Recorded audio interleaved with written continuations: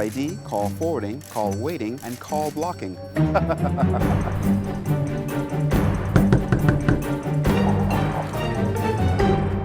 I think it's time you cut the blue wire.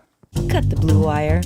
Save up to $250 on your phone features with RevVoice. Get RevVoice. Save money. Did the FNM receive millions from Louis Bacon? The party's deputy leader calls it all rumors. One PLP MP coming to the defense of the Prime Minister over those Peter Nygard videos. Early morning smog due in part to landfill smoke blanketed LPIA this morning, plus positions made redundant at Atlantis. We've got those stories and a whole lot more coming up tonight. I'm Kyle Joaquin and NB12 starts now.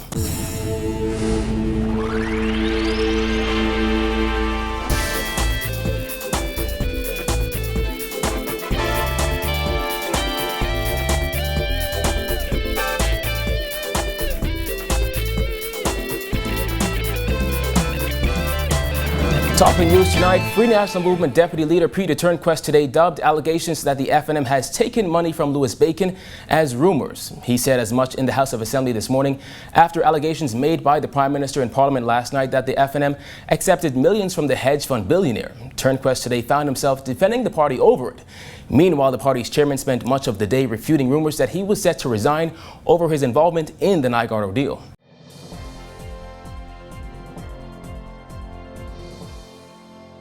I just want to raise the point so that the Bahamian public is clear that no substantiated allegation has been made against the Free National Movement with respect to any matter, with respect to receiving monies or any other illegal activity with respect to Mr. Bacon, Mr. Nygard, or anybody else. And so I just want to make the record clear and to let the Bahamian people know that this is unsubstantiated rumor, pure and simple. Those comments were withdrawn but not expunged until today. And after swirling around the public sphere for only a few hours, eyebrows have been raised. Turnquest said the headline leaves the impression that it is factual. Mr. Speaker, there's been no evidence produced to support that allegation. And as such, I would ask that the Honorable House do communicate to all media houses that inasmuch as a statement is withdrawn, it is unsubstantiated. And as such, it ought to be handled in that manner. House Speaker Dr. Kendall Major then expunged the Prime Minister's comments from the record. Nygard himself has also broken his silence on the matter surrounding the allegations of a murder plot. According to a statement released on his behalf by a Los Angeles-based public relations firm, attorneys for Nygard will move to strike out the recent murder plot claim made against Nygard and attorney Code Smith as frivolous, vexing, and scandalous. That statement said, as for the tapes, they offer no evidence of wrongdoing by Mr. Nygard whatsoever and no evidence of Nygard requesting, agreeing to, or in any way condoning violence aimed at Bacon or anyone else. It also detailed an alleged plot against Nygard. But early Wednesday afternoon, rumors began circulating that FNM Chairman Michael Pintard was to resign as the party's chairman over the matter. There's no truth to that. Okay. I understand the FNM had an emergency meeting just now. We were dealing with the referendum. Questions have been raised as to why Pintard didn't report what he knew of the Nygard matter to police rather than to the media, and whether he may have had more to do with it than it appears. When our news team spoke with the FNM chairman today, he said he has no plans of stepping down and that it wasn't even a thought, despite calls from the PLP's chairman. St. Anne's MP Hubert Chipman also weighed in. I haven't spoken with Mr. Pintard at all so far. I guess, at some point, allegations that has been surfacing will probably have to be addressed by the party, right? But no, I don't know enough to comment on Michael Pintard, whether in fact he should resign or whatever. Apparently Mr. Roberts may have more than I do, but certainly I don't have that information to ask for his resignation.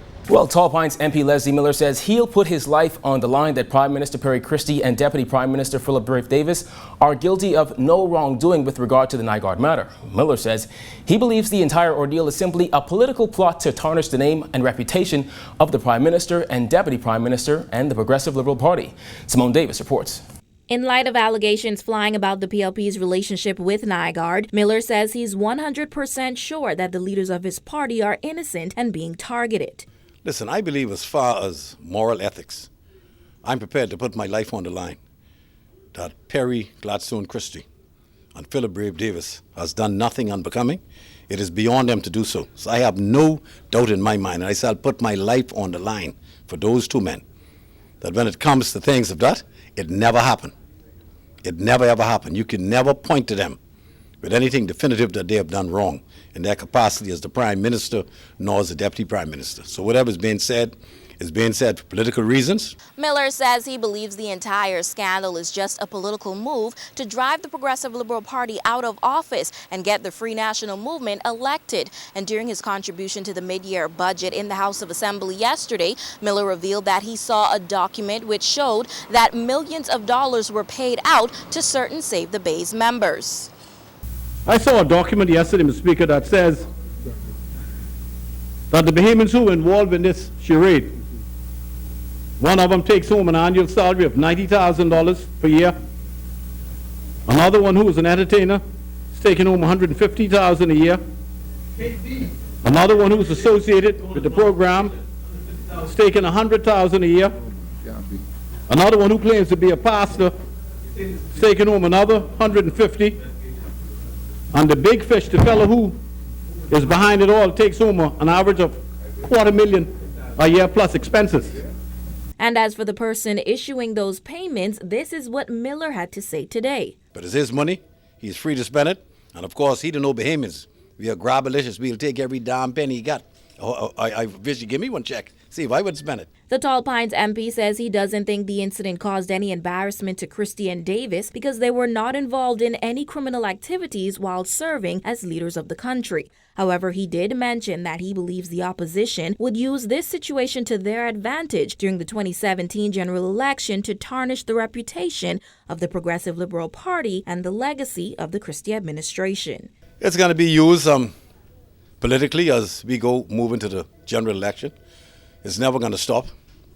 And the opposition would do what they must do as an opposition to see to it that they would try to attempt to continue to tarnish the image of the leader as well as the deputy. I don't think it's going to stick because the people are not stupid.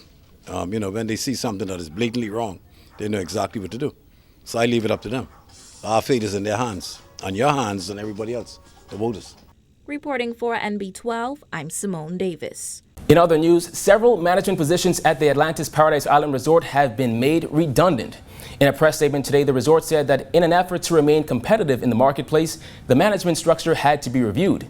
And as a result, consolidations have taken place with several management positions being made redundant. The statement went on to read, "The measures are not taken lightly, but are necessary in order to allow the business to grow and to provide for capacity to reinvest, which will result in greater job creation where positions are needed in the future." There is no official word on exactly how many people were let go, though we understand it was around 40 people. Well, heavy early morning fog and smoke from the New Providence landfill caused a bit of a holdup at Linden-Pinling International Airport this morning. The results: limited visibility, delayed flights, and even few traffic accidents. Giorgio Bain has the story. Heavy fog settled over the island this morning, causing limited visibility for those early morning motorists, even halting operations at the Linden-Pinland International Airport. Chief climatologist Michael Stubbs is calling it radiational fog.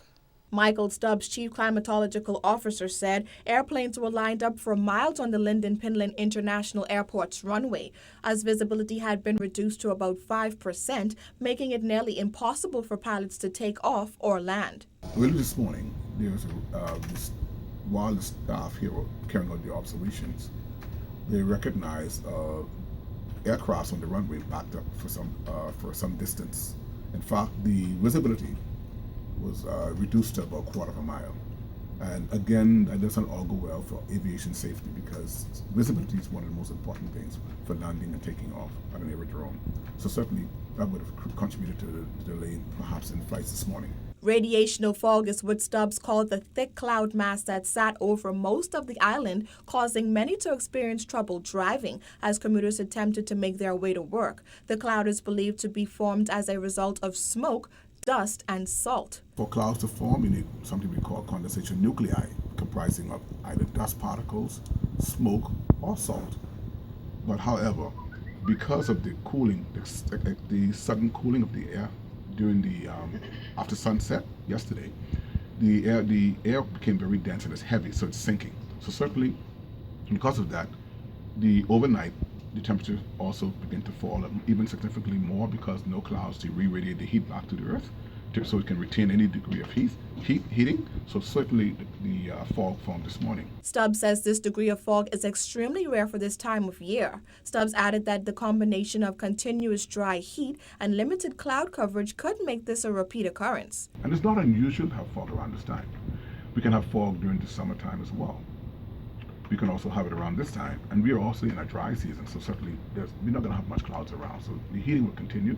And because of the slack winds or light winds that we're experiencing here in the Bahamas, particularly the northern section of the Bahamas, there is a chance that we could have some fog again tomorrow morning. Stubbs recommends that drivers use their fog lights to better aid in visual mobility. Reporting for NB12, I'm Georgie O'Bain. You're watching the best in Bahamian news. There is more when NB12 returns.